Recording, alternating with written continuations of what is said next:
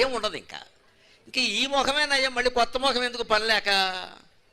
మన దగ్గర ఇండియాలో అలా కాదండి, రకరకాలుగా ఉంటారు. ఒకళ్ళలో లేని కళ ఇంకొకళ్ళలో ఉంటుంది. అన్నదమ్ముడు ఒకళ్ళు ఉంటే ఒకడు రాముడు అంటే ఇంకోళ్ళు లక్ష్మణుడు అంటారు. రకరకాల, ఒకడు రాముడు నల్లగా ఉంటాడు, లక్ష్మణుడు ఎర్రగా ఉంటాడు. ఎందుకంటే రకరకాలుగా ఉంటారు. కవల పిల్లల్లో కూడా భేదం కనిపిస్తుంది మన దగ్గర. కవల పిల్లలైనా కూడా ఏదో ఒక భేదం కనిపిస్తుంది. అన్ని రకాల రంగులు, అన్ని రకాల భాషలు, అన్ని రకాల కులాలు, అన్ని రకాల మతాలు, అన్ని రకాల భిన్నత్వంలో ఏకత్వాన్ని ప్రదర్శిస్తున్న ఏకైక జాతి భారత జాతి. ఖచ్చితంగా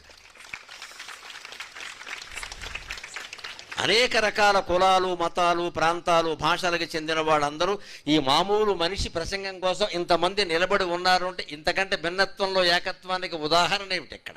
వేరే చెప్పాలా ఏమైనా?